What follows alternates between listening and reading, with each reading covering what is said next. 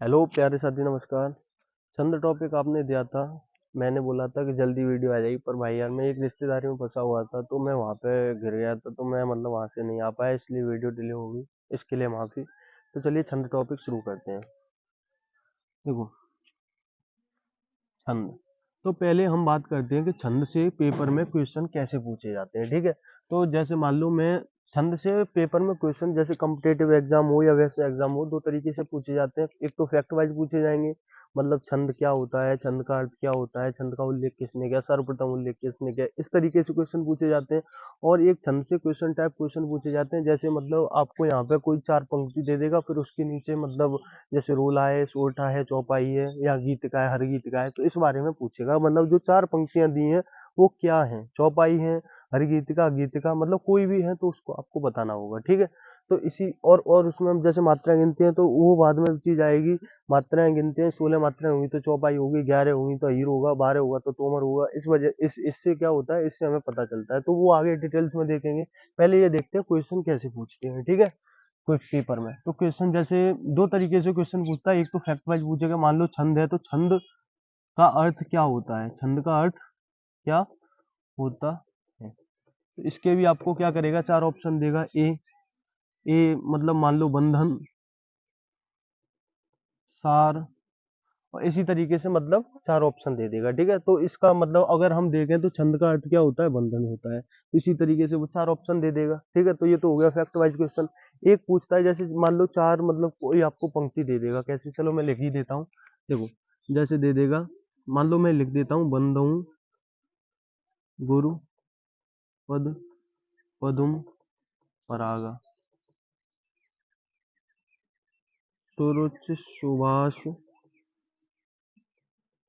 तरस अनुराग। मान लो मैंने आपको दो पंक्तियां दे दी, दो पंक्तियां दे दी। अब इसमें ऑप्शन दे देगा कि बताओ ये गीत का है, दूसरा हर गीत का है, रोला है, या चौपाई है, चौपाई।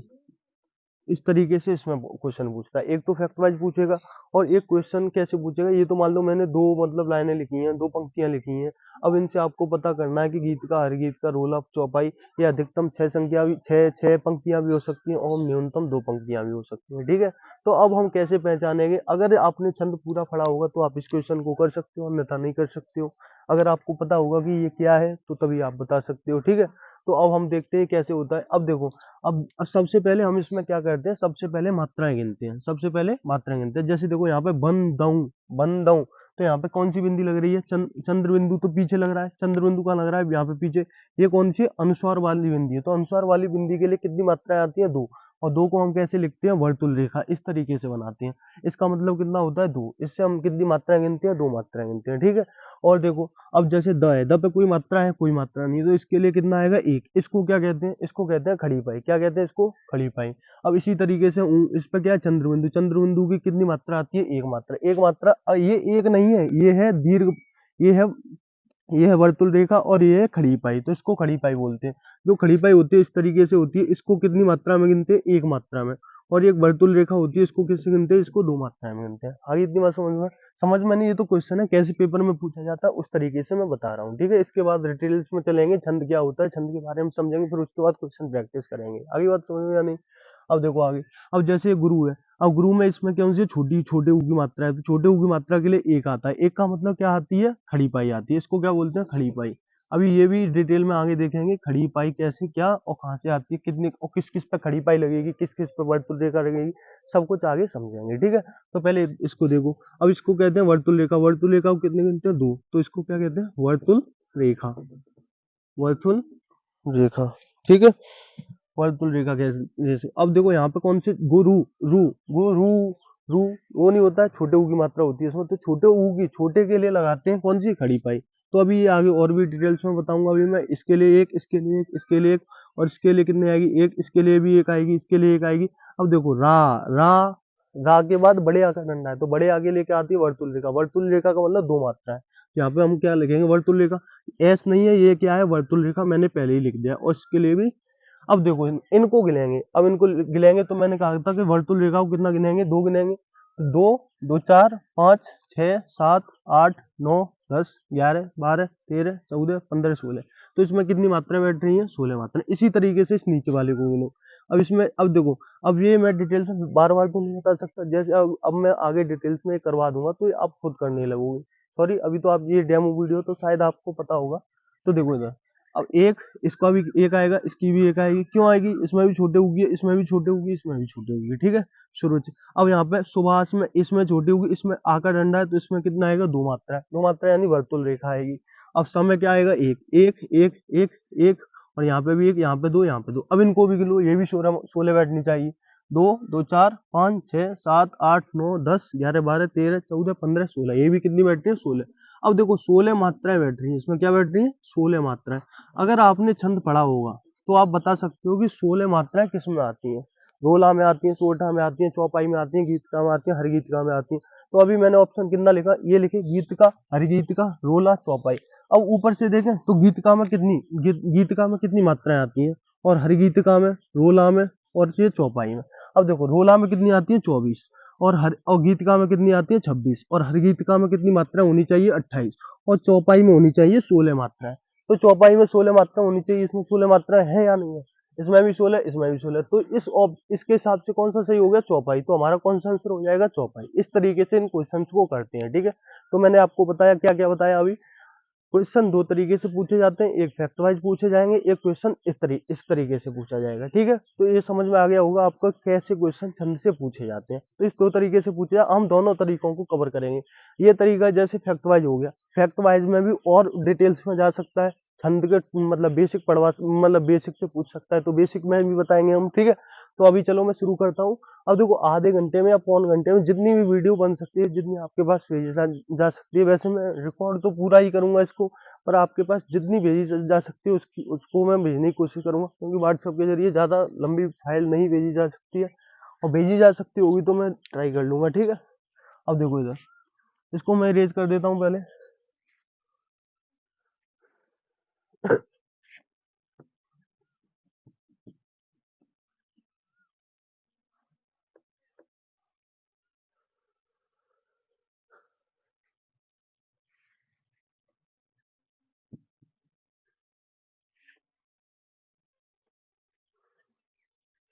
अब देखते हैं छंद के बारे में, मतलब पहले देखेंगे इसके बेसिक में भी क्या देखेंगे, जैसे फैक्ट वाइज क्वेश्चन पूछता है उनको, फिर उसके बाद उसके अंग देखेंगे। चलो मैं उसमें लिख ही देता हूँ। ठीक है, तो देखो सबसे पहले हम इसका बेसिक देखेंगे।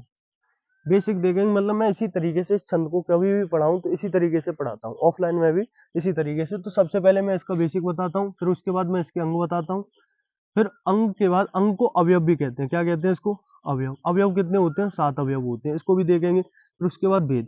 अब यहाँ तक भेद भेद हो गए। 3 भेद कौन कौन से होते हैं? मात्रिक छंद, वाणिक छंद, और एक होता है मुक्त छंद। 3 भेद होते हैं, और अवयव 7 होते हैं। अवयव कौन से होते हैं? वर्ण होता है, मात्रा होता है, तुक होता है। तुक और ताल एक ही को कहते हैं। गति होता है, यति होता है, और गण होता है। 1 मिनट, फोन आ रहा है।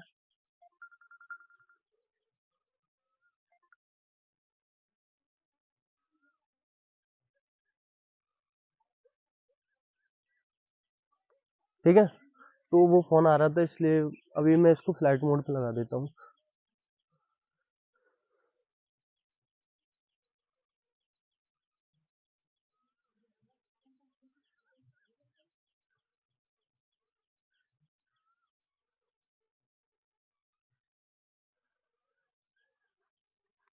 सॉरी सर, वो फोन आया था, इस वजह से दिक्कत हो गई थी। अब इधर देखो, अब देखो बेसिक में बताता हूँ सबसे पहले, फिर उसके बाद अंग बताता हूँ। अंग कितने होते हैं? अवयव 7 7 होते हैं अंग, मतलब अवयव। और भेद कितने होते हैं? 3।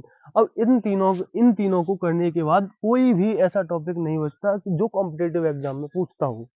ठीक है, और हालांकि कोई भी रह जाएगा उसको भी देख लेंगे।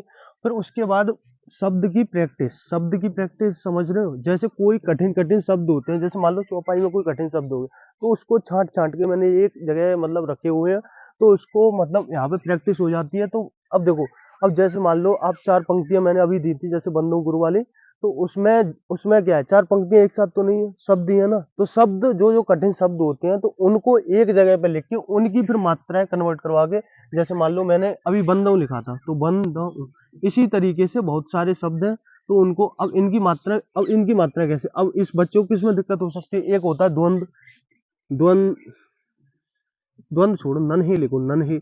नन ही में भी दिक्कत होती है क्योंकि हाँ न संयुक्त अक्षर बहुत सारी दिक्कत हो जाती है, तो इस वजह से इसको पूरी प्रैक्टिस हो जाती है, शब्द की प्रैक्टिस, ठीक है। तो शब्द की प्रैक्टिस करवाने के बाद फिर क्वेश्चन की प्रैक्टिस हो जाती है, किसकी? क्वेश्चन की प्रैक्टिस। तो इस तरीके से छंद इस तरीके से कवर हो जाता है, कभी भी किसी भी बच्चे को आज तक जो मैंने पढ़ाया है कभी भी दिक्कत नहीं हुई है। फिर भी अब देखो, अब शुरू से हम यहाँ से देखते हैं बेसिक से, ठीक है। तो बेसिक में सबसे पहले बेसिक में हम देखेंगे फैक्ट वाइज क्वेश्चन जो पूछे जाते हैं, ठीक है।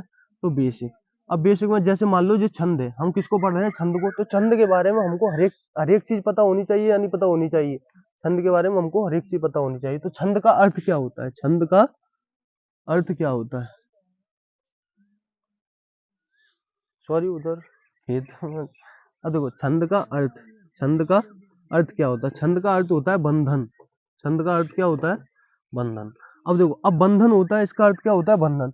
तो बंधन कैसे? अब छंद का अर्थ, अब मान लो अभी आपने याद कर लिया कि छंद का अर्थ होता है बंधन, तो बंधन होता है, तो अब आपके दिमाग में ये ज्यादा सेव कैसे रह सकता है? तो उसके लिए मान लो अभी मैंने एक लिखा था बंधु गुरु वाला, तो उसी को मैं फिर से लिखता हूँ, ठीक है। बंधु गुरु पद पदुम परागा सुरुचि सुभाष सरस अनुराग अनुराग अमीय मूर्यमय, या छोड़ो इतना ही रहने देते हैं पहले, ठीक है। अब देखो बंधन को समझो कैसे। अब ये छंद का अर्थ क्या होता है? बंधन। अब बंधन अब ये छंद होता है, ये किसमें, इसकी पंक्तियां किसमें बंधी रहती हैं? बंधन में, एक बंधन में बंधी रहती है। अगर मान लो इसमें 16 मात्राएं तो इसमें भी 16 मात्राएं, तो 16 मात्राओं से क्या होता है? चौपाई होती है। अगर इसी तरीके से 11 मात्राएं हो जाती हैं तो क्या हो जाएगा? हीर हो जाएगा। और राधिका होगा तो 22 मात्राएं होंगी, इसमें भी 22 मात्राएं, इसमें भी 22 मात्राएं, तो क्या हो जाएगी? राधिका हो जाएगी। तो एक ये मात्राओं के बंधन में होता है, वर्णों के बंधन में होता है। जैसे वर्णों में भी बंधन होते हैं, जैसे इंद्र वज्रा होता है। इंद्र वज्रा में कितने होते हैं? 12 मात्रा, वो सॉरी 11 मात्रा होती है। तो उसमें वर्ण उसमें वर्ण देखे जाते हैं। वर्ण अगर 11 होंगे तो इंद्र वज्रा, अगर 3 वर्ण होंगे तो राकेश हो जाएगा। तो इसी तरीके से इसमें क्या होता है? बंधन में ये सब कुछ बना होता है। तो इसके बाद देखते हैं छंद के अर्थ के बाद देखते हैं छंद का सर्वप्रथम उल्लेख किसने किया? सर्वप्रथम उल्लेख किसने किया? छंद का सर्वप्रथम उल्लेख किसने किया, या ये बोल सकते हैं छंद का सर्वप्रथम उल्लेख किसमें किया गया? ठीक है, एक क्वेश्चन ये हो गया। अब इसी को देख ले दूसरा, छंद का सर्वप्रथम उल्लेख, ऊपर वाला क्वेश्चन किसने किया? किसने किया? ठीक है, छंद का सर्वप्रथम उल्लेख किसने किया? अब देखो, अब छंद का, अब ये भी हो गया। अब छंद, पहले इतने को देखते हैं, छंद का सर्वप्रथम उल्लेख किस में किया गया? जैसे उल्लेख की बात करें तो सबसे पहले छंद किस में पढ़ा गया कि या किस में सबसे पहले इसका उल्लेख मिला? तो सबसे पहले उल्लेख मिला इसका किस में? ऋग्वेद में। किस में मिला? ऋग्वेद में। किस में मिला? ऋग्वेद में। ठीक है, अब ऋग्वेद में मिला। अब देखो यहाँ पे वेद आ रहा है, तो ये वैसे जीएस का टॉपिक है, पर वेद कितने होते हैं? 4 होते हैं। कौन कौन से होते हैं? ऋग्वेद, यजुर्वेद, अथर्ववेद और सामवेद। 4 वेद होते हैं। उसके बाद देखो, अब यहाँ पे क्या है? छंद का सर्वप्रथम उल्लेख किसने किया? अब ऋग्वेद में इसका सर्वप्रथम उल्लेख हुआ, पर किसने किया? पिंगल ऋषि ने। किसने किया? पिंगल ऋषि ने। पिंगल ऋषि ने। पिंगल ऋषि ने। ठीक है, अब देखो, अब छंद का सर्वप्रथम उल्लेख किसने किया? पिंगल ऋषि ने। और किसमें किया? ऋग्वेद में। और छंद का अब देखो, अब जब पिंगल ऋषि ने इसका उल्लेख किया तो इसका नाम भी कन्वर्ट किया होगा उन्होंने।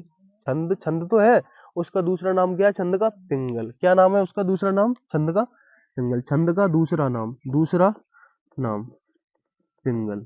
क्या नाम है इसका? पिंगल। आगे बात समझ में कि नहीं आई? अब पूछो आप पिंगल ही क्यों रखा? उनका नाम था, वही रख लिया। ठीक है, समझ में आ रही है या नहीं आ रही? तो छंद का दूसरा नाम क्या हो गया? पिंगल हो गया। क्या हो गया इसका दूसरा नाम? पिंगल। क्या हो गया? पिंगल। तो पिंगल, पिंगल ऋषि ने और ऋग्वेद। समझ में आ रहा है या नहीं आ रहा? सब सर्वप्रथम उल्लेख ऋग्वेद में हुआ, पिंगल ऋषि ने किया, और उसका नाम क्या रख दिया? पिंगल रख दिया। तो बस इतना ही, मतलब बेशक बहुत है, वैसे होने को तो भी और भी हो सकता है। तो अब इसके बाद समझते हैं हम छंद के अंग। छंद के अंग कितने होते हैं? 7 अभी बताए थे मैंने। तो छंद के अंग 7 कौन कौन से होते हैं? मात्रा होता है, वर्ण होता है, यति होता है, गति होता है, तुक होता है, गण होता है, और क्या होता है? एक और रह गया, एक रह गया चरण। चरण होता है। ठीक है, तो चरण कितने होते हैं? चरण में 6। चरण में अधिकतम पंक्ति कितनी हो सकती है? 6 पंक्ति हो सकती है। कितनी पंक्ति हो सकती है? 6। और न्यूनतम पंक्ति कितनी हो सकती है? 2। न्यूनतम पंक्ति 2। आगे बात समझ में नहीं आती? तो बस यही मैंने बोला, यही अब यहाँ पे लिखना है और सबके बारे में डिटेल्स में बात करनी है, ठीक है। तो देखो, अब सबसे पहले अंग, छंद के अंग। तो छंद के अंग कितने होते हैं? 7। छंद के अंग कितने होते हैं? 7। कौन कौन से होते हैं इनको भी लिख लेते हैं। तो एक वर्ण, सबसे पहले हम मात्रा को समझेंगे, मात्रा के बाद दूसरा वर्ण और तीसरा गति। तीसरा गति, तीसरा गति। गति को ही हम लय कह देते हैं। क्या कह देते हैं? लय। अभी इनको सबको डिटेल्स में समझाएंगे। किसमें समझाएंगे? डिटेल्स में, मतलब एक एक, ये मात्रा क्या होती है, वर्ण क्या होता है, गति क्या होती है, और चौथा यति क्या होती है, सबको अभी डिटेल्स में समझाएंगे बस। अब देखो, यति को कहते हैं विराम। क्या होता है? विराम। और यति के बाद पांचवा यति। अब कितने हो गए? 1, 4 हो गए। अब यहाँ पे एक गण होता है, और गण को सबसे लास्ट में समझेंगे, पहले यहाँ पे समझेंगे तुक। तुक को ही कह देते हैं ताल। और एक 6, 6 कौन से? चरण। चरण को पद भी कह देते हैं और पाद भी कह देते हैं, ठीक है। कितने होते हैं? 6 सबसे ज्यादा, अधिकतम और न्यूनतम 2 बताए थे मैंने। और अब लास्ट बचा 7 गण। गण भी देखेंगे। गण क्या होता है? हर एक शब्द में गण होता है। हर एक शब्द, जितने भी शब्द हैं सब में गण होता है। 3 अक्षर के जितने भी शब्द हैं सब में क्या होता है? गण। और उससे अधिक में नहीं होता है भाई। और सबसे ज्यादा इसमें वार्णिक छंद में इसका प्रयोग होता है, ठीक है। तो वार्णिक छंद में कैसे होता है? जैसे मान लो आपने वर्ण गिने, ठीक है, वर्ण गिने, और वर्ण गिनने के बाद उसमें आपको गण पहचानना होता है, और फिर गण नहीं पहचानना होता, वो गलत हो गया। अब देखो, जैसे इंद्र वज्रा है, और एक इंद्र वज्रा का एक भाई है उपेंद्र वज्रा, तो इनमें 2 हो गए, तो इनमें पहचान कैसे होगी? तो वार्णिक छंद के जरिए ही पहचान होती है, ठीक है। और वैसे तो ये 3 अक्षरों के समूह जहां जहां पे होता है वहां पे गण आ जाता है, ठीक है। तो इधर देखो, अब ये 7 हो गए। तो सबसे पहले हम समझेंगे मात्रा। क्या समझेंगे? मात्रा। तो सबसे पहला मात्रा। मात्रा क्या होता है? तो वर्णों में, जैसे वर्ण होता है, वर्ण, उसको पढ़ने में जो समय लगता है उसी को हम मात्रा कह देते हैं छंद में, ठीक है। तो वर्ण को पढ़ने में लगा समय मात्रा कहलाता है, ठीक है। अब देखो, इधर मात्रा होगी। अब मात्रा के कितने प्रकार होते हैं? 2। मात्रा के 2 प्रकार होते हैं। 2 प्रकार होते हैं। कौन कौन से होते हैं? एक होता है एक मात्रिक, और एक होता है द्विमात्रिक। एक क्या होता है? थोड़ा दूर लिखते हैं। तो एक होता है द्विमात्रिक, ठीक है। ये 2 मात्रा है। अब देखो, एक मात्रिक, द्विमात्रिक हो गया। अब एक मात्रिक में कौन कौन से आते हैं और द्विमात्रिक में कौन कौन से आते हैं? एक मात्रिक में आते हैं, अब देखो, एक मात्रिक और द्विमात्रिक। एक मात्रिक का मतलब हो गया जिसमें एक मात्रा हो या कोई मात्रा ना हो, ठीक है। और देखो, अब द्विमात्रिक में कितनी मात्रा हो? अब 2 मात्रा तो नहीं होंगी, मतलब बड़ी हो एक छोटी हो, इसका मतलब ये होता है। वो तो गलत था। अब देखो, एक मात्रिक का मतलब, देखो, छोटे आएंगे, इसमें क्या आएंगे? ह्रस्व स्वर आएंगे। किसमें आएंगे? ह्रस्व स्वर। और इसमें भी द्विमात्रिक में क्या आएंगे? दीर्घ स्वर। वो अभी मैं गलत बोल गया था, सॉरी, दीर्घ स्वर, ठीक है। तो ह्रस्व स्वर क्या होता है? अ, ई, उ और ए, मतलब छोटे छोटे जितने होते हैं वो किस में आते हैं? ह्रस्व स्वर में आते हैं, ठीक है। और ह्रस्व स्वर के बाद दीर्घ स्वर। दीर्घ स्वर में ए, एक छोटी ए, एक बड़ा हो, छोटा हो, तो वो इसमें आते हैं, ठीक है। तो पर वो किस में चले जाते हैं? संयुक्त स्वर में चले जाते हैं। अब देखो, इतना हो गया। इसमें कौन कौन से आते हैं? एक मात्रक में ए, अ, ई, उ, रे, ठीक है। और द्विमात्रक में देखो, आ, ई, उ, ए। अब ये हो गए संयुक्त अक्षर, संयुक्त स्वर, ए, ऐ, ओ, औ, ठीक है। ओ, औ। तो ये किस में चले गए? द्विमात्रक में चले गए। तो इतना आप याद कर सकते हो मात्रा को। अब जो वर्ण मैं आपको बताने वाला हूँ वो आपके लिए समझना बहुत जरूरी है, क्योंकि उससे ही आप छंद में, उससे ही आप छंद में मात्राएं लगाना सीखोगे, ठीक है। तो उसको बड़े ध्यान से समझना। अब ये मात्रा हो गया। अब दूसरा देखते हैं वर्ण। दूसरा क्या देखते हैं? वर्ण। इसको इरेज करूं या नहीं? इरेज कर देते हैं इसको, ठीक है।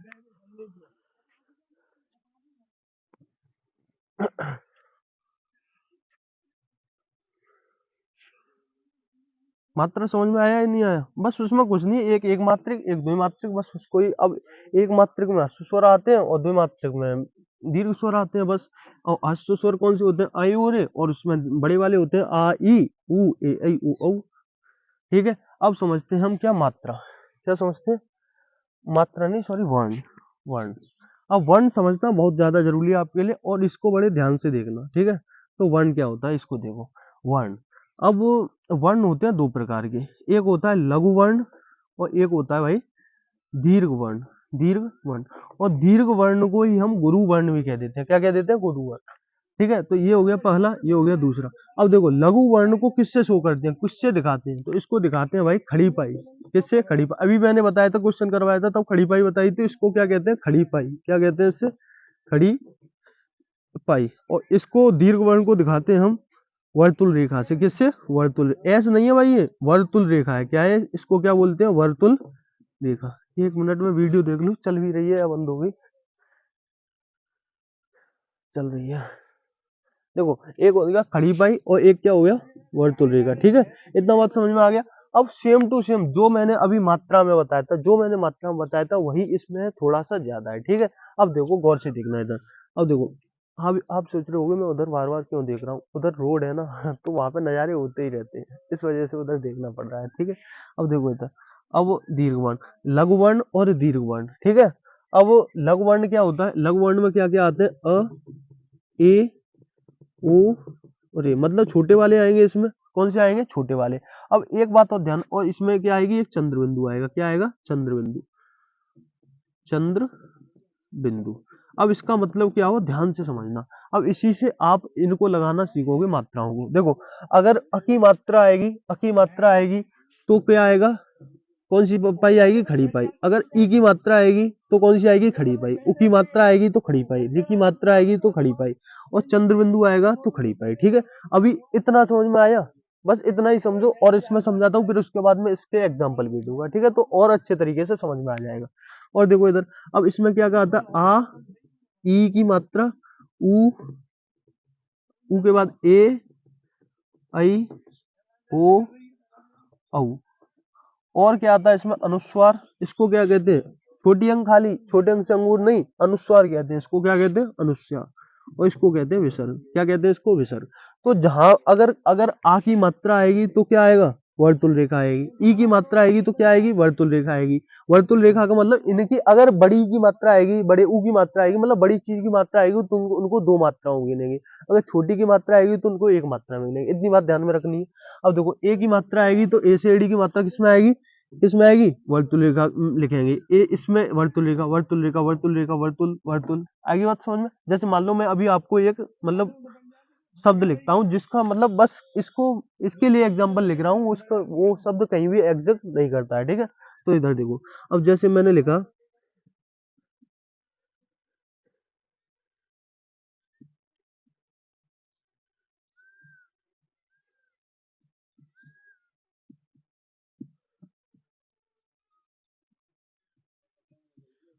ठीक है, ये शब्द मैंने लिख दिया। अब आपको क्या करना है? इसकी मात्राएं बनानी है। क्या बनानी है? इसकी मात्राएं लिखनी है। तो कैसे लिखोगे? बस इसको गौर से समझ लेना। मात्रा आपको बनाने मतलब उसकी मात्रा आपको लिखने आ जाएंगी। ठीक है, तो देखो, अब यहाँ पे क्या है? क।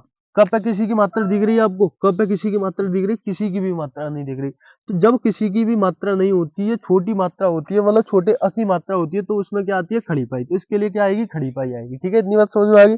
अब देखो, माँ मछली पर किसकी मात्रा दिख रही है आपको? बड़े आ की मात्रा दिख रही है। अब जब बड़े आ की मात्रा इस पे दिख रही है तो बड़े आ किस में आया है? वर्तुल रेखा, मतलब दीर्घ वर्ण में। दीर्घ वर्ण का मतलब हो गया बड़े अक्षरों में, बड़े बड़े स्वरों में। ठीक है, तो इसमें क्या आएगी? इसमें आएगी वर्तुल रेखा। किस कौन सी रेखा? वर्तुल रेखा। अब इसमें देखो, छोटी ई की मात्रा है। किसकी मात्रा है? छोटी की। छोटी ई किस में आ रही है? इसमें आ रही है। तो लघु वर्ण किस में आएगी? लघु वर्ण में, तो खड़ी पाई। और इसमें इसमें देखो, बड़ी ई की मात्रा, बड़ी ई की मात्रा किस में आ रही है? इसमें आ रही है। तो इसमें क्या आएगा? वर्तुल रेखा आएगी। तो वर्तुल रेखा बना दी। अब यहाँ पे री से ऋषि की मात्रा है। री से ऋषि किस में आता है? री से किससे ऋषि का आता है? लघु वर्ण में। तो लघु वर्ण में आता है तो क्या आएगी? खड़ी पाई।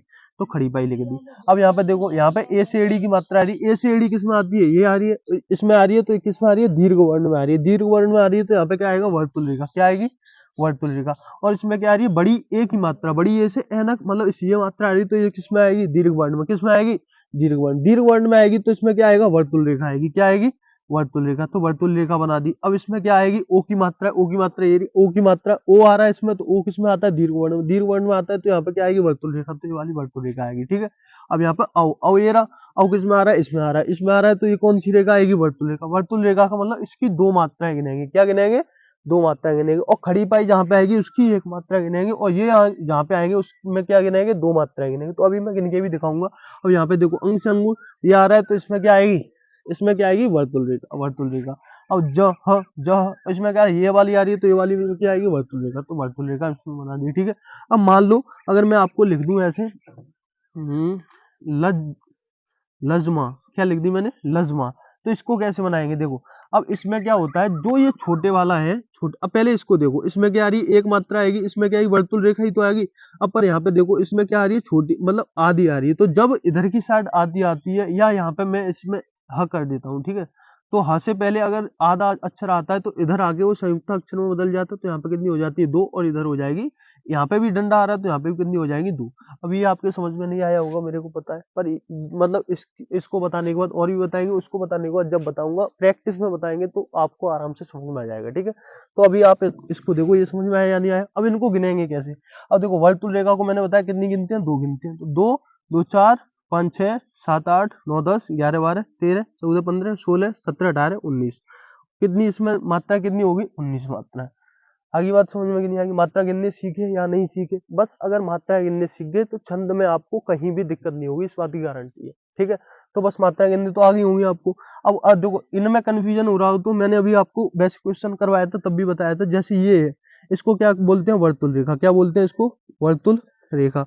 वर्तुल रेखा को कितनी इसकी कितनी मात्रा गिनते हैं, दो मात्रा है। तो जहां पे वर्तुल रेखा है वहां पे कितनी मात्रा गिनेंगे, दो मात्रा है। तो दो, दो, दो, दो, दो, दो, और यहाँ पे एक, ये तो एक ही है, मतलब इसकी क्या कहते हैं, खड़ी पाई कहते हैं। तो एक ही गिनेंगे इसकी, दो, एक, दो, एक। तो एक, दो और एक, तीन, चार, पाँच, छह, सात, आठ, नौ, दस, ग्यारह, बारह, तेरह, चौदह, पंद्रह, सोलह, सत्रह, अठारह, उन्नीस। 19 मात्रा। समझ में आया या नहीं आया। मात्रा अगर आपको लिखने आ गई तो आपको पूरे छंद में कहीं भी दिक्कत नहीं आएगी। बस आपको फिर क्या याद करना है, मात्रिक छंद में सममात्रिक छंद होता है, अर्धमात्रिक छंद होता है, एक होता है विषम मात्रिक छंद, उनको याद कर लेना। फिर उसमें एक अर्ध और देखो विषम मात्रिक होता है, उसको याद कर लेना। और उधर याद कर लेना, वार्णिक छंद याद कर लेना थोड़ा बहुत। तो फिर आपको कहीं भी पूरे छंद में दिक्कत नहीं आएगी। बस आपको ये बताओ, ये मतलब आपको बनाने आई या नहीं आई, आ गई होंगी यार। देखो अब देखते हैं कौन सा, तो अब देखते हैं गति, फिर यति, फिर तुक, चरण, फिर उसके बाद गण, फिर उसके बाद देखेंगे भेद। ठीक है, इतना होने के बाद खत्म। समझ में आया।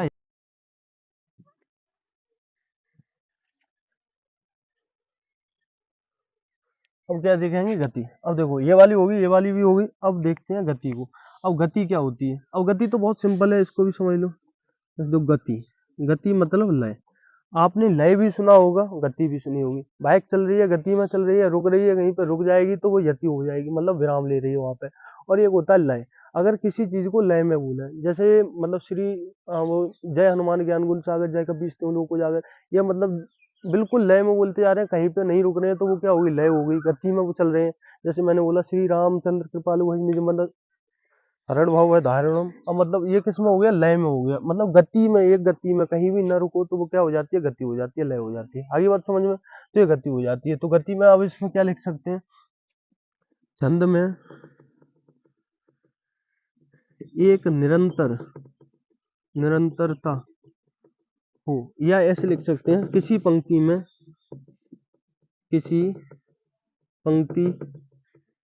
में एक निरंतरता गति कहलाती है, गति कहलाती है। ये बहुत सिंपल है, अगर किताबी भाषा से देखेंगे तो यही बहुत डिफिकल्ट लगेगी। आगे बात समझ में, बस ये बताओ गति आपको समझ में आई या नहीं हुई, क्या होती है। किसी चीज को गति में कहना ही गति है। लय में कहना, जैसे मैंने अभी आपको मतलब, जैसे हनुमान चालीसा है, उसको आदमी कैसे पढ़ते हैं, एकदम लय में, गति में पढ़ते हैं, रुकते नहीं। तो वो क्या इसमें चली गई, गति में। और श्री रामचंद्र जी की स्तुति, उसको भी किस में पढ़ते हैं, लय में, गति में पढ़ते हैं, तो वो गति होगी। आगे बात नहीं समझ में, तो गति समझ में आ गई होगी। अब समझो यति। ये मतलब बहुत छोटे छोटे टॉपिक हैं, और ये कभी कभी पेपर में पूछ देता है। तो यति क्या होती है, विराम। विराम का मतलब, जैसे मैंने बोला, राम को रोको, मत जाने दो, मत जाने दो। अब मैं यहाँ पे दो जगह सांस ले सकता हूँ, ठीक है। मैं बोल सकता हूँ राम को रोको, मत जाने दो। और मैं बोल सकता हूँ राम को रोको, मत जाने दो। इसी तरीके से दो तरीके से बोल सकता हूँ। तो दो जगह सांस, मतलब रुक रहा हूँ मैं, तो रुक रहा हूँ, वही क्या होगी, विराम होगी, मतलब क्या होगी, यति होगी। तो यहाँ पे मैं क्या कर सकता हूँ, यहाँ पे मैं दो तरीके से, राम को रोको यहाँ पे लगा सकता हूँ, मत जाने दो। एक बार मैं कर सकता हूँ राम को रोको मत जाने दो। आ रही है बात समझ में कि नहीं आ रही है? तो इस तरीके से ये समझ सकते हैं हम। ठीक है, तो यही क्या होती है, यति होती है, क्या होती है, विराम। आगे बात समझ में नहीं आई? अब देखो चार, चौथा भी समझ में आया। अब देखते हैं तुक। तुक क्या होती है? तुक, तुक को दो, तुकांत, एक होता है अतुकांत। अगर तुक बन जाएगी तो तुकांत हो जाएगा, और तुक नहीं बनेगी तो क्या हो जाएगा, अतुकांत हो जाएगा। जैसे तुक, अब मान लो मैं किसी क्लास में पढ़ा रहा हूँ, वहां पे कुछ बच्चे लड़ रहे हैं या शोर मचा रहे हैं, तो मैं उनसे कह सकता हूँ अगर तुमने की लड़ाई तो मैं तुम्हारी करूंगा पिटाई। तो इसमें तुक बनी या नहीं बनी? तो तुक बन गई तो क्या हो गया, तुकांत हो जाएगा। जैसे लिख देता हूं मैं यहाँ पे, अगर अगर तुमने की लड़ाई तो मैं तुम्हारी करूंगा पिटाई। तो मैं तुम्हारी करूंगा पिटाई। ठीक है, तो इसमें लय बन रही है या नहीं बन रही? यहाँ पे देखो ई आ रही है, यहाँ पे भी आ रही है, मतलब एकदम मतलब तुक बन रही है इसमें। अगर तुमने की लड़ाई तो मैं तुम्हारी करूंगा पिटाई। समझ में आ रही है नहीं? और सीता आई मैंने ओढ़ी रजाई। ऐसे बहुत से तरीके से मतलब हम लय बना सकते हैं। ठीक है, तो अब अतुकांत में देखते हैं, अतुकांत में क्या होगा। अतुकांत में लय नहीं बनेगी। अगर मैंने लिखा अगर तुमने की लड़ाई तो मैं तुम्हें पीटूंगा, तो मैं तुम्हें पीटूंगा। समझ में आ रही है या नहीं आ रही? तो इसमें कोई लय बन रही, इसमें कोई तुक बन रही है, नहीं बन रही है। तो इसमें तुक नहीं बन रही है तो ये क्या हो गया, तो अतुकांत हो गया। और तुक बनेगी तो क्या हो जाएगा, अतुकांत हो जाएगा। समझ में आ गई कि नहीं आ गई? अब देखते हैं चरण। चरण क्या होता है? चरण, चरण, चरण क्या होता है? चरण में क्या देखेंगे, जैसे चरण होता है, चरण चलो देख लेते हैं। अगर मैंने अभी जैसे मैंने लिखा था बंदो गुरुपद पदम परागा, तो इसी तरीके से मैं और लिखता हूँ इसको आगे भी, बंदो गुरु पद पदुम परागा, पदुम परागा, सुरच सुवास सरस अनुरागा, सुरुच सुवास सरस अनुरागा, अनुरागा, अनुरागा, अमीय मूर्यमय, मूर्यमय, चूरन चारु, चूरन चारु, समन सकल, समन सकल, भवरुज परिवारु, भवरुज परिवारु। तो इस तरीके से मैंने ये लिख दी। तो इसमें कितने चरण हैं, गिन के बताओ। इसमें चरण कितने हैं, चार। एक, दो, तीन, चार। और इसको मैं अभी आगे भी लिख दूं तो यहाँ पे एक, यहाँ पे एक, तो कितने हो जाएंगे, छह। तो चरण कितने हो सकते हैं, अधिकतम चरणों की संख्या हो सकती है छह। कितनी हो सकती है, छह। और न्यूनतम, ये क्या हुई, अधिकतम। अधिकतम चरणों की संख्या छह, और न्यूनतम चरणों की संख्या कितनी हो सकती है, दो। कितनी, न्यूनतम कितनी हो सकती है, दो। समझ में आ गई इतनी बात की नहीं आ गई? चरण क्या होता है ये भी समझ में आ गया होगा। अब चरण के बाद कौन सा बच जाता है, गण बच जाता है। इसको थोड़ा ध्यान से समझ लेना, बस कुछ नहीं है इसमें। उसके बाद क्या रह गए, क्या रह गए, भेद रह गए, तो उसको भी बता देते हैं अभी।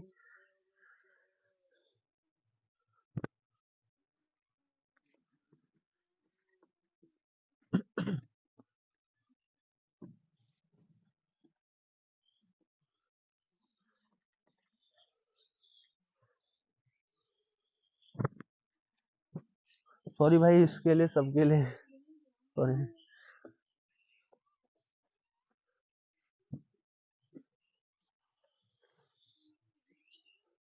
देखो भाई, अब देखते हैं गण। गण क्या होता है, गण। अब गण की बात करें तो गण, एक गण, मैं पूछूं गण का अर्थ क्या होता है, अर्थ क्या होता है? तो गण का अर्थ होता है भाई समूह। क्या होता है गण का अर्थ? जैसे छंद का अर्थ क्या होता है, बंधन, उसी तरीके से गण का अर्थ क्या होता है, समूह। क्या होता है इसका अर्थ, समूह, समूह। ठीक है, अब देखो गण का अर्थ समूह होता है, और गण, गण में कितने अक्षर होते हैं, गण में कितने अक्षर? ये भाई फैक्ट, फैक्ट में पूछ लेता है क्वेश्चन, वर्ड में मेरे को लिखवाने में कोई जरूरत नहीं थी, मैं मतलब आपको बोल देता। तो देखो गण में कितने अक्षर होते हैं, अक्षर होते हैं, तो कितने होते हैं भाई, तीन। गण में कितने अक्षर होते हैं, तीन। अब गण में अक्षर तीन होते हैं, और कुछ बचा इसमें। अब देखते हैं गण। अब गण को, अब गण कितने होते हैं, गण कितने होते है। या बोल सकते हैं गणों की संख्या कितनी होती है, गण कितने होते हैं 8, गण कितने होते हैं 8। या कोई अगर पूछ सकते हैं गणों की संख्या कितनी होती है 8 होती है।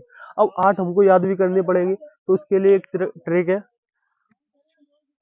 य माता राजभान सलगा सल।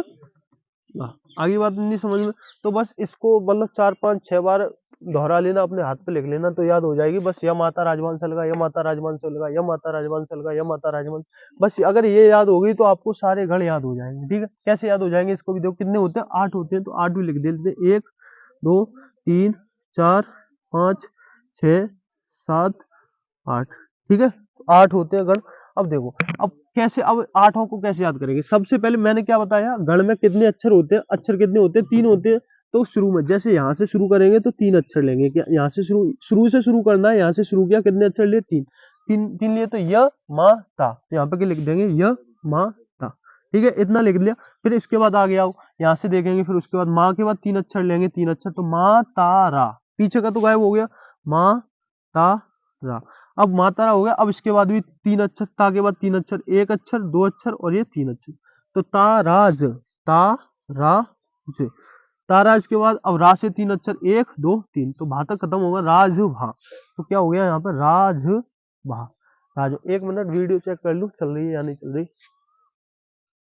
चल रही है। राजभा। अब राजभा के बाद इसके बाद भी 3 अक्षर, 1 2 3, ज भा न, जभान। अब यहाँ पे भी इसके बाद भी 3 अक्षर, 1 2 3, तो भानस, भानस, भानस। अब इसके बाद न, न स ल, न स ल। अब इसके बाद भी स के बाद स ल गा, तो स ल गा। अब आप सोच रहे होंगे ये मैं क्यों लिखा रहा हूँ भाई, इससे भी क्वेश्चन आ जाते हैं। जैसे मान लो मैंने आपसे, मैं पूछूं, बताओ भरम, भरम में कौन सा गण है, कौन सा गण है। ठीक है, इस तरीके से मैं पूछ सकता हूँ। ये क्वेश्चन हो गया भरम में कौन सा गण है, तो ये बताना पड़ेगा। तो इसको बताने के लिए आपको गण आने ही चाहिए 8, तभी आप बता सकते हो, अन्यथा नहीं बता सकते हो। अगर पूछ सकता है भरम में कौन सा गण है, और उसकी मात्राएं भी पूछ सकता है, इसकी मात्राएं भी पूछ सकता है, या डायरेक्ट आपको मात्रा दे देगा, पूछ लेगा इसमें कौन सा गण है। आगे ये बात समझ, इसलिए ये गण जानना बहुत ज्यादा जरूरी है। ठीक है, तो अब देखो इसको कैसे, आपने अगर वर्णमाला पढ़ी होगी तो छंद विच्छेद, ओ सॉरी, वर्ण विच्छेद आता होगा, या संधि विच्छेद पढ़े होंगे तो वर्ण विच्छेद आता होगा। तो बस उसी को हम यहाँ पे देखेंगे। जैसे देखो, और वैसे हम बस हमको इसकी क्या बनानी है, मात्राएं लिखनी है। तो मात्रा मैंने आपको लिखना बता दिया, उस तरीके से भी आप लिख सकते हो, और 2 3 मैं इसमें बता दे रहा हूँ, फिर डायरेक्ट मात्रा लिख दूंगा। ठीक है, तो फिर आप बाद में उनको कर लेना। अब देखो य मा ता, तो य को हम कैसे लिख सकते हैं, य, फिर आधा करने के लिए इसके नीचे क्या लगा देते हैं, हलंत लगा देते हैं, तो य, और इसके बाद क्या आ गया अ, और फिर उसके बाद माँ, माँ में क्या आएगा, म, आधा म, और फिर किसकी मात्रा आ रही है, डंडा, डंडा किसका होता है, बड़े आ का, तो यहाँ पे क्या आ जाएगा, बड़ा आ जाएगा। ठीक है, और यहाँ पे क्या ता, तो त में त, आधा ता, और यहाँ पे आ। मान लो यहाँ पे अगर मैं बड़ी ई की मात्रा लगा देता हूँ, यहाँ पे क्या आ जाता, तो ई आ जाती। आगे बात समझ में, वर्ण विच्छेद तो आते ही होंगे, अगर नहीं आते होंगे तो उसको भी सिखा देंगे यार, ऐसी क्या बात है। तो यहाँ पे क्या आएगा, आ। ठीक है, आ हो गया। अब ये तो हो गया। अब इसमें अगर हम मात्राएं गिने तो कैसे गिनेंगे। अब हमको देखो, यहाँ से देखते हैं तो कैसे देखते हैं, यहाँ पे कोई मात्रा नहीं है, मतलब छोटे आ की मात्रा, छोटे आ के लिए क्या होता है, एक, मतलब खड़ी पाई होती है। इसमें देखेंगे तो बड़े आ की मात्रा, बड़े आ की मात्रा के लिए क्या होता है, वर्तुल रेखा होती है। इसके लिए देखेंगे तो इसके लिए क्या होती है, वर्तुल रेखा। इस तरीके से हम देख सकते हैं। तो क्या होगी, दीर्घ वो खड़ी पाई, वर्तुल रेखा, वर्तुल रेखा, इस तरीके से होगी इसको। और इसको क्या कहते हैं, 2 2 4 1 5, इस तरीके से मात्रा गिन सकते हैं। पर हम इस तरीके से नहीं देख के, अब हमने देखो वर्ण विच्छेद क्या है, तो इसका फायदा भी उठा ले। तो यहाँ पे क्या होगा, आ आ, इसको देखना, अ की क्या होती है, एक मात्रा, एक मात्रा का मतलब खड़ी पाई। उसके बाद आ की क्या होती है, वर्तुल रेखा, मतलब 2 मात्रा है, इसकी भी वर्तुल रेखा। इस तरीके से भी कर सकते हैं। ठीक है, अब देखो, अब ये तो हो गया इतना सारा। अगर पूछे, अगर अब इसका नाम, गण का नाम और बताना है हमको, क्या बताना है, गण का नाम बताना है। तो इस गण का क्या नाम है, या माता का, या माता जो है इस गण का क्या नाम है। तो देखो, शुरू का अक्षर लेते हैं, यहाँ से य लेंगे, और पीछे क्या है, गण, गण तो पढ़ रहे हैं हम, तो क्या हो गया, य गण। तो यहाँ पे क्या लिख देंगे, य गण। इसी तरीके से हम सारे बना सकते हैं। ठीक है, समझ में आ गया होगा, तो आप सारे बना सकते हो। तो अब मैं क्या करूंगा, इसका बना दे रहा हूँ, और ये आप मतलब बना लेना खुद, या फिर मैं डायरेक्ट डायरेक्ट लिख दूंगा। ठीक है, अब देखो, मातारा में म, आ, और ये त है, तो त, और यहाँ पे क्या आएगा, आ का मतलब बड़े आ का। अब यहाँ पर रा, तो आधा रा, और पूरा आ। तो इसको अगर हम देखेंगे तो इसमें क्या होगी, आ फिर आ। तो यहाँ पे कौन सी रेखा आएगी, S S S S S S का मतलब क्या होगा, वर्तुलेखा वर्तुलेखा वर्तुलेखा, दो मात्रा दो मात्रा दो मात्रा। आगे समझ में। तो ये कौन सा गण है, म। तो म से शुरू हो रहा है, तो ये कौन सा गण है, म गण है। क्या गण है, म गण। इसी तरीके से आगे देखेंगे तो इसमें अब मैं डायरेक्ट मतलब वर्ड विच्छेद नहीं करता हूँ, डायरेक्ट मात्रा लिख देता हूँ, ठीक है। तो यहाँ पे तारा जहाँ में ता, यहाँ पे कितनी है, दो, यहाँ पे दो, यहाँ पे एक। इसमें गण कौन सा है, तगण है। कौन सा गण है, तगण। कौन सा गण है, तगण। अब गण किसी मतलब कोई और इसकी वो नहीं होती, आगे वाला अक्षर लो पीछे गण लिख दो, आगे वाला अक्षर त और पीछे गण। आगे बात समझ में आनी। अब देखो इधर ये कौन सा गण है, र गण है। पर इसकी मात्रा कैसे लिखेंगे, रा डंडा। तो जब कितनी आएंगी, दो मात्रा, यहाँ पे एक मात्रा, यहाँ पे कितनी मात्रा आएंगी, दो मात्रा। तो कौन सा हो गया, रगड़ हो गया। इसमें ज, तो इसमें एक मात्रा, इसमें दो मात्रा, इसमें एक मात्रा। तो कौन सा गण हो गया, ये जगण। कौन सा गण हो गया, जगण।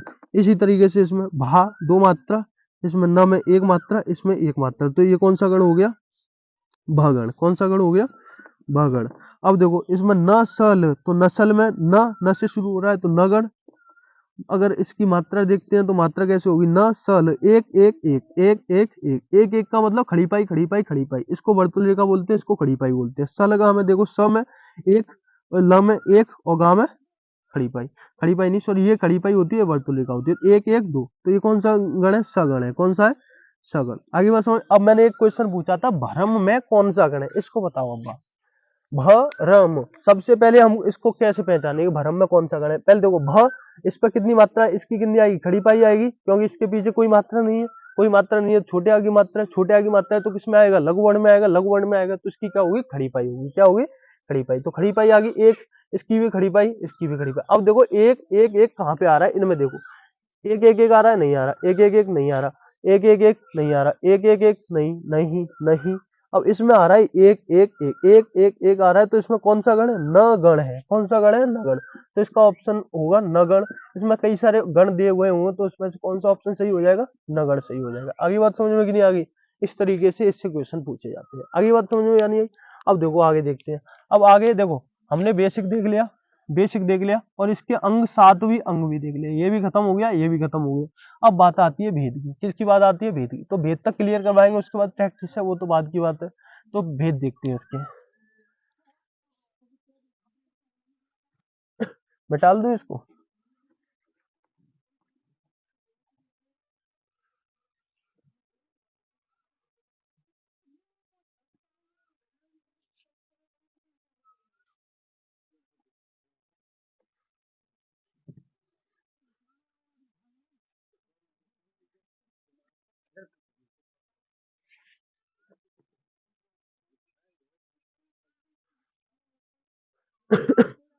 अब देखते हैं भाई भेद, छंद के भेद, छंद के भेद। छंद के भेद कितने होते हैं भाई, तीन। छंद के भेद कितने होते हैं, तीन। एक मिनट वीडियो देख लूं भाई, चल रही है। अरे यार दो बार बंद हो गई है तो बड़ी फिर से रिकॉर्ड करनी पड़ी, बड़ी दिक्कत होती है। तो छंद के भेद, छंद के भेद कितने होते हैं भाई, तीन। कौन कौन से होते हैं, अभी मैंने पीछे वीडियो में भी बताया था, मौखादी। मौखादी का मतलब मौखिक रूप से। तो कौन कौन से होते हैं, मात्रिक छंद, वार्णिक छंद, एक होता है भाई मुक्त छंद। तीन छंद होते हैं, इनके भी अंदर भेद होते हैं। आगे बात समझ में नहीं आ रही। तो छंद भाई साहब हिंदी का सबसे जटिल टॉपिक यही है। अगर ये समझ में आता है, अगर किसी बंदे पे ये आता है, तभी आपने मुझसे पूछा छंद टॉपिक के बारे में बताओ। तो भाई छंद टॉपिक के बारे में बता दे, ऐसी बात है। मतलब छंद टॉपिक कठिन होता है, जितने भी कठिन टॉपिक होते हैं उनमें मतलब सही है, ठीक ठाक है। अब देखो इधर छंद के भेद, छंद के भेद कितने होते हैं, तीन। छंद के भेद कितने होते हैं भाई, तीन होते हैं। कौन कौन से होते हैं, अभी मैंने बताया मात्रिक छंद, मात्रिक छंद। दूसरा वार्णिक छंद, वार्णिक छंद। और तीसरा विषम मुक्त छंद। कौन सा छंद, मुक्त छंद। अब देखो मुक्त छंद और वार्णिक छंद ये छोटे छोटे हैं, मैं इनको पहले बता दे रहा हूँ, ठीक है। फिर बाद में वीडियो ज्यादा लंबी खिंच जाएगी। वैसे वार्णिक छंद के भी बहुत होते हैं, ठीक है। कम से कम 12-15 होते हैं, ज्यादा ही होते हैं। तो उसको मैं पूरे को तो बताऊंगा नहीं, क्या मतलब है उसको, अभी तो डेमो वीडियो है ना। तो देखो चलो मैं आप शुरू से ही बताता हूँ, उसको बाद में बता दूंगा, ठीक है, टाइम बचेगा तो। अब देखो मात्रिक छंद क्या होता है, मात्रिक छंद में भी कितने होते हैं, तीन होते हैं। कौन कौन से होते हैं, सममात्रिक, सममात्रिक छंद। एक होता है भाई, एक होता है भाई अर्धमात्रिक, अर्ध सममात्रिक छंद, अर्ध सम मात्रिक छंद, और एक होता है भाई विषम मात्रिक छंद, विषम मात्रिक छंद। ठीक है, तीन छंदे होते हैं, एक, दो, तीन। ये मात्रिक छंद के भेद होते हैं। ठीक है, तो सम मात्रिक में कौन कौन से आते हैं, अर्ध सम मात्रिक में कौन कौन से आते हैं, विषम मात्रिक में कौन कौन से आते हैं। ठीक है, अब इनको देखते हैं। जैसे अगर आप मतलब मात्राएं लिखने सीख गए होंगे, क्योंकि वर्ड में सिखा दी और बीच में भी सिखा दी, तो मात्राएं आप जैसे मैं कोई भी शब्द दूं या कोई भी चौपाई दूं या कोई भी रोला दूं, कोई भी कुछ दूं, कितनी भी पंक्ति दूं, आप उनकी मतलब मात्राएं बना सकते हो, मात्राएं बना सकते हो। तो जब मात्राएं गिनोगे तो वो इनमें फिर आपको ढूंढनी पड़ेगी। तो अभी मैं इनको बताने के बाद एक क्वेश्चन दूंगा, क्वेश्चन का मतलब सॉल्व भी करवाऊंगा, तो इससे आपको बिल्कुल क्रिस्टल क्लियर हो जाएगा। ठीक है, तो सममात्रक देखो, सममात्रक में कौन कौन से आते हैं। सममात्रक में आते हैं भाई, देखो सबसे पहले सममात्रक में अहीर। अहीर में कितनी मात्राएं होती है, अहीर में होती है 11 मात्राएं। अब देखो, अब कहोगे भाई अहीर में 11 मात्राएं कैसे होती है, उसे भी समझो। फिर दोबारा मैं वही एग्जांपल देता हूँ। आप सोच रहे होगे इनको और याद नहीं होगा इसलिए नहीं, पर भाई एक एग्जांपल देने से बंदा ठीक तरीके से समझ सकता है, मैं ये समझता हूँ। ठीक है, तो मैं फिर दोबारा से उसी को लिखूंगा। देखो, जैसे मैंने लिखा बंदौ, बंदौ गुरुपद, गुरुपद पदुम परागा, पदुम परागा, सुरुचि, सुरुचि सुभाष, सुभाष सरस अनुरागा, सरस अनुरागा, अनुरागा। अमीय मूर्यमय चूरन चारु, अमीय मूर्यमय चूरन चारु, चूरन चारु, अमीय मूर्यमय चूरन चारु। और इसके बाद समन सकल,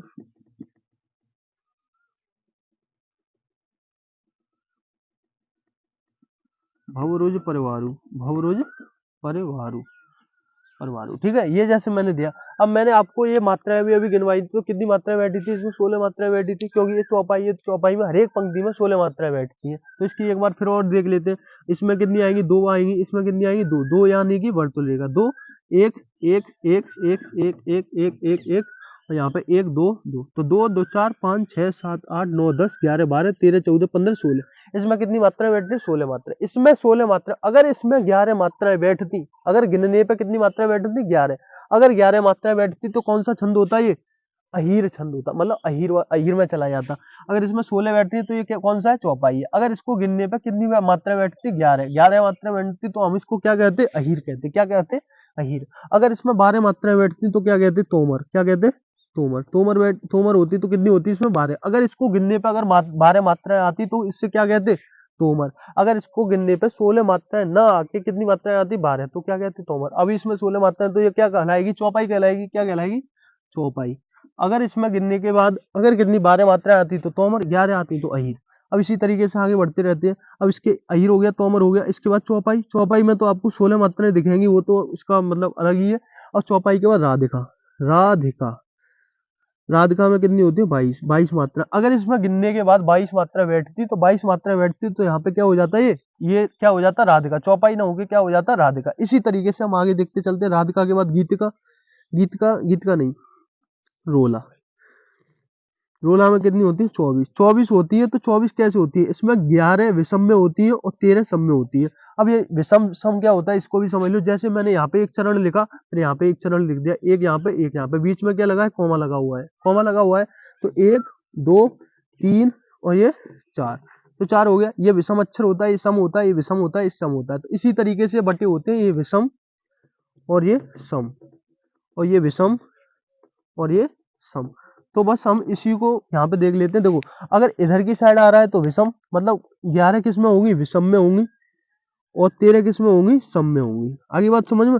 तो अब इसी को मैं इधर इस वाली लाइन को उधर लिख दूं, तो ये कौन सी बन जाएगी, विषम बन जाएगी। वो वाली कौन सी बन जाएगी, सम बन जाएगी। आगे बात समझ में यानी आगे। तो विषम सम का कॉन्सेप्ट आपको समझ में आ गया होगा। तो यही है यहाँ पे 11 13 का मतलब। अब देखो 13 और 11 कितने होते, 24। तो इधर वाली लाइन में 11, इसमें 11 होंगी, और उधर कितनी होंगी, 23। उधर उधर कितनी होंगी, उधर कितनी होंगी, 23 होंगी, वो सॉरी 13 होंगी। तो अगर मान लो ये वाली लाइन मैंने यहाँ पे लिख दी, बंदों वाली, और ये वाली लाइन उठा के मैंने यहाँ पे लिख दी, तो इसमें मान लो अगर 11 बैठ रही है मात्राएं, और इसमें गिनने के बाद 13 बैठ रही है, तो इसमें 11 उसमें 13 बैठेंगी, तो कौन सा हो जाएगा, ये रोला हो जाएगा। क्या हो जाएगा, रोला। समझ में आया या नहीं आया, अभी आगे समझेंगे तो और समझ में आएगा। अब रोला के बाद अब 24 हो गई एक, अब होती है गीतिका। क्या होती है, गीतिका में कितनी होती है 26। 26 कैसे होती है इसमें, उसको देखेंगे अभी। गीतिका और हरि गीतिका, हरि गीतिका, हरि गीतिका। अब देखो इसके पीछे 12 इसमें भी, 12 इसमें भी। अब बच्ची कितनी उसको गिन लो। अब इसमें कितनी होती है 28, इसमें कितनी होती है 28। अब देखो इधर देखो, ध्यान से देखना, इसमें कितनी होती है 26, कितनी होती है 26। तो इधर की साइड 14 होती है, उधर की साइड 12। अब गीतिका होगी तो इधर गिनने पे 14 आएंगी, उधर गिनने पे कितनी आएंगी भाई 12 आएंगी, ठीक है। और ये होगा तो इधर गिनने पे 16 और 12। अगर हरि गीतिका होगा तो इधर को गिनाएंगे तो 16 आएंगे, उधर को गिनाएंगे तो कितनी आएंगी 12। इधर 16 उधर 12 होंगी तो हरि गीतिका हो जाएगी, इधर 14 उधर 12 होंगी तो क्या हो जाएगी गीतिका हो जाएगी।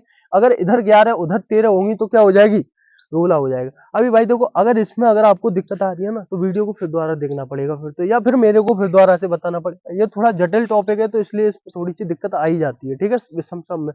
तो अब देखो हरगीत कौन सा हो गया, अहिर हो गया, तोमर हो गया, चौपाई हो गया, चौपाई, चौपाई हो गया, राधिका हो गया, रोला हो गया, गीतिका हो गया, हरगीतिका हो गया। अब एक और दो रह गए, एक हो गया तांटक। तांटक में कितनी होती है 30, कितनी मात्रा होती है 30।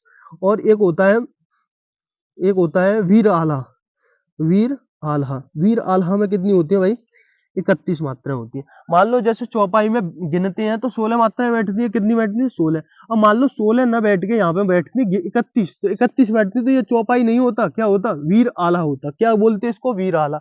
अगर ये 30 बैठती तो क्या होता तांटक होता। अगर 28 बैठती तो हरि गीतिका, गीतिका इसी तरीके से होती है। अगर गिनने के बाद जैसे अगर आपको ये मात्राएं लिखनी आ गई फिर उसको गिन तो लोगे ही आप। अगर गिन लोगे इनको याद कर लोगे तो आराम से हो जाएगा। तो गिन बस इसमें कुछ नहीं करना, मात्राएं लगानी है, गिनना है और चौपाई है, हर गीत का आला क्या है बस उसको देखना है, बस हो गया छंद खत्म यार, बस ठीक है। अब देखो इधर, अब ये क्या हो गया सममात्रिक में हो गया। अब देखते हैं अर्ध सममात्रिक को। अब ये विषम सम वाला टॉपिक समझ में आ गया तो बस ये इसमें भी काम करेगा, ठीक है। अर्ध सममात्रिक में भी, अर्ध सममात्रिक में भी ये भी काम करेगा। देखते हैं, इसको मिटा दूं, चलो लिखा है नहीं करता हूँ। और देखो इसको आगे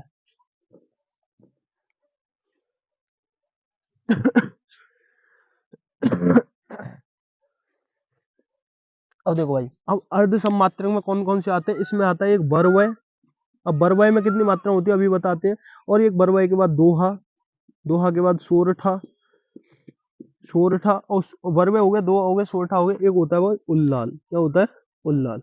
अब इसको देखते हैं बरवय में कितनी होती है। अब मैंने बता दिया आपको, इधर होता है विषम और उधर होता है सम, ठीक है। तो सम, तो इसी तरीके से हम इसको नीचे देखेंगे।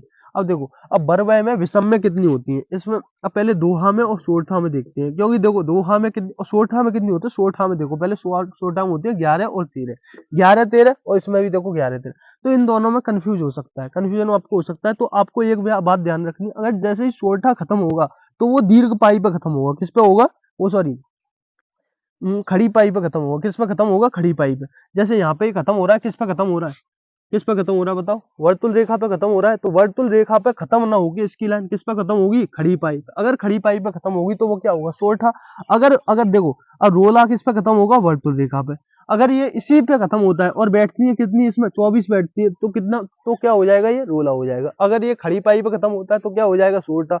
अगर वर्तुल रेखा पे खत्म होता है तो क्या हो जाएगा, क्या हो जाएगा बताओ, वर्तुल रेखा पे खत्म होगा तो रोला। आगे बात समझ में, बस यही एक अंतर याद रख लो, बस इसी से काम हो जाएगा, ठीक है। अब देखो ये खत्म समझ में आ गया। इसमें कितनी होती है 13 11, ये इसका उल्टा होती है तो इससे कोई दिक्कत नहीं है। दोहा में 13 11 मतलब इधर की साइड विषम में कितनी होंगी 13, उधर कितनी होंगी 11, इधर 13 उधर 11 होंगी तो क्या होगा भाई दोहा होगा, ठीक है। अब देखो इधर, अब बरवय रह गया, एक उल्लाल रह गया। तो उल्लाल में कितनी होती है 12 और 15 होती है, 12 15 होती है, शायद इसमें कंफ्यूजन है मेरे को। अब इसमें कितनी होती है 12 और इसमें होती है 7। आगे बात समझ में कि नहीं आएगी। अब देखो ये, अब आपको क्या करना है, अब बस आपको सममात्रिक ये याद करने, अर्ध सममात्रिक याद करने, और विषम मात्रिक क्या होता है इसको भी समझ लो। विषम मात्रिक में दो होते हैं कुंडलियां। मतलब कॉम्पिटेटिव एग्जाम के हिसाब से बस दो ही ज्यादा जरूरी है कुंडलियां। एक होता है भाई छप्पय, क्या होता है छप्पय। तो कुंडलियां किस किस से मिलकर बना होता है। जैसे कुंडलियां होगा तो कुंडलियां मिलके बना होगा दोहा से और किससे रोला से। किससे दोहा से। पहले दोहा होगा और उधर रोला होगा, तो इधर दोहा उधर रोला क्या हो जाएगा कुंडलियां हो जाएंगी, क्या हो जाएंगी कुंडलियां। और छप्पे क्या होता है, ये रोला से और उल्लाल से मिलके बना होता है। किससे मिलके बना होता है उल्लाल से। आगे बात समझ में आई कि नहीं आई। और देखो उल्लाल से मिला होता है। अब देखो, अब समझते हैं। अब देखो भेद सारे क्लियर हो गए। अब क्या रह गए? वार्णिक छंद। वार्णिक छंद क्या होते हैं? वार्णिक छंद भी समझ लो। वार्णिक छंद क्या होते हैं? जैसे इंद्र वज्रा, इंद्र वज्रा। अब पहले वार्णिक छंद समझो। जैसे मैंने कोई शब्द लिखा यहाँ पे अरे ल, इसी को देखो। अब जैसे देखो, इसमें बंदों, ये वाली देख लेते हैं, सबसे नीचे वाली लाइन, या ये वाली देख लेते हैं, ठीक है। तो इसमें अगर हम वार्णिक छंद देखेंगे, कौन सा छंद देखेंगे? वार्णिक छंद। तो वार्णिक छंद में हमको क्या गिनने होते हैं? वर्ण गिनने होते हैं, स्वर्ण गिनने होते हैं, व्यंजन गिनने होते हैं, मतलब वर्ण गिनने होते हैं। अब देखो, सुरुचि, सुरुचि में स गिनेंगे। स में स कितना? एक। और र कितना? एक। च कितना? एक। तो एक, दो, तीन, चार, पाँच, छह, सात, आठ, नौ, 10, 11, 12 और ये 13। सभी के वर्ण गिनाएंगे, कितने बैठ रहे हैं? 13 बैठ रहे हैं। तो 13 बैठ रहे हैं, तो यहाँ पे 13 वर्ण हो गए। अब 13 वर्ण किस में आता है? इस तरीके से देखने पड़ेंगे। अगर इंद्र वज्रा होता तो इसमें क्या कितने आते? 11 आते या 12 आते। अब यहाँ पे राकेश होता तो राकेश में 3 वर्ण आते। जैसे मैंने यहाँ पे लिखा समल, समल में कितने वर्ण है? एक स, एक म और एक ल। तो इसमें 3 वर्ण है, एक वर्ण, दो वर्ण, 3 वर्ण। तो 3 वर्ण है। तो ये कौन सा वार्णिक छंद है? इसमें कौन सा वार्णिक छंद है? इसमें राकेश वार्णिक छंद है। कौन सा है? राकेश। तो राकेश में कितने वर्ण होते हैं? 3 वर्ण होते हैं। आगे बात समझ में, वार्णिक छंद भी समझ में हो गया। मुक्त छंद वे होते हैं जो आजकल कविता है और शायरी बोली जाती है, उनका कोई उसमें कितनी कितनी भी मात्रा हो, कितना भी कुछ भी हो, तो उनसे कोई फर्क नहीं पड़ता, वो किस में चले जाते हैं? मुक्त छंद में चले जाते हैं। तो अगर इतना टॉपिक समझ में आ गया है तो उसके बाद रहेगी प्रैक्टिस। प्रैक्टिस के बाद क्वेश्चन प्रैक्टिस, बस कहानी खत्म। देखो प्रैक्टिस हो जाती है तो ज्यादा ज्यादा छंद ज्यादा तरीके से अच्छे से कवर हो जाता है, क्योंकि इसमें क्या होता है, शब्द जितने भी कठिन कठिन शब्द होते हैं सारे प्रैक्टिस में आ जाते हैं, सारे प्रैक्टिस में आ जाते हैं। उनकी मात्रा बना लोगे। अब जब मात्रा बना लोगे तो इनको तो याद ही कर लोगे। इन मात्रा बनाने के बाद मात्रा गिननी है, गिनने के बाद क्या करनी है? इनमें देखनी है कौन सा है, बस कहानी खत्म। इस तरीके से हो जाता है। बस इतना ही था छंद टॉपिक। और इसके बाद प्रैक्टिस, क्वेश्चन प्रैक्टिस रहेगी, वो बात की चीज है। तो समझ में आया होगा, समझ में आया तो बताना क्या करना है हमको अब आगे, ठीक है।